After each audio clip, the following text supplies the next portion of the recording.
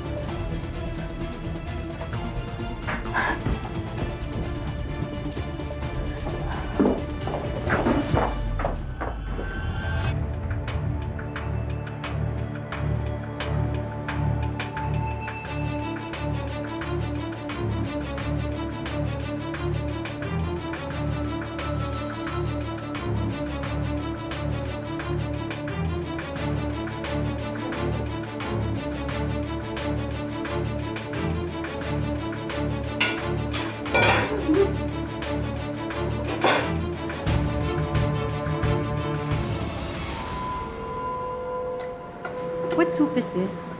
Wala to sa menu. Luto po ni Aurora. Excuse me.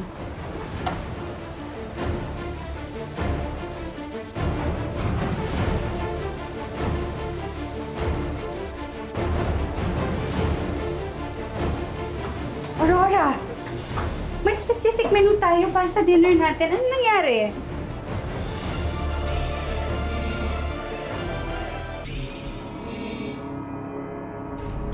Dapat nag-ask ka muna sa akin ng permission. Pasensya na po, Miss Dolly, pero hindi ko rin po alam kung paano nangyari. Yung soup po kasi kanina may rat poisoning. What? Opo. Ano nangyari? Ito po yun, oh. Sino ba naiwan dito? Nasa labas po kami lahat eh. Oh, ibig sabihin, Aurora, ikaw lang? Ikaw lang nakaalam na may lason? Opo.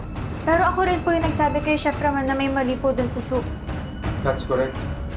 Buti nga po naamoy niya kagad, kaya itinapon niya agad. Kaya pumayag na ako na palitan niya ito agad. Paano kami nakakasiguro na hindi ikaw, Aurora, ang naglagay ng lason sa pagkain? Sabi mo, ikaw lang ang nandito. Ikaw lang din na nakaalam na may lason. Eh baka naman ikaw ang naglagay.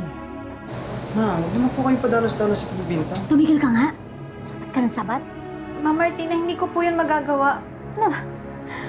Umamin ka na.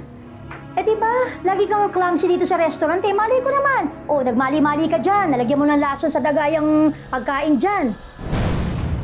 Miss Dolly, maniwala po kayo sa akin. Wala po akong kinalaman dyan. Masaya po ako na binigyan niyo po ako ng chance na makapagtrabaho dito sa hotel niyo. Kaya wala po akong gagawin para masira po yung negosyo niyo.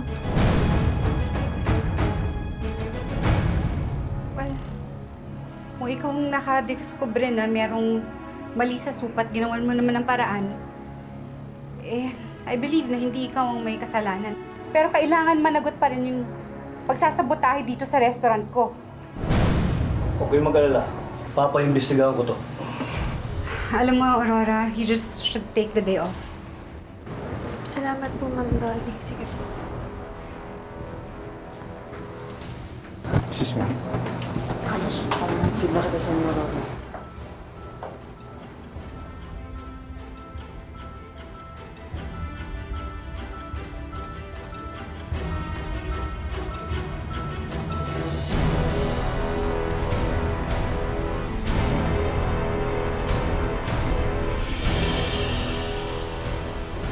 Ikaw ba yun? Ano bang iniisip mo? Ano pa nakapatay ka?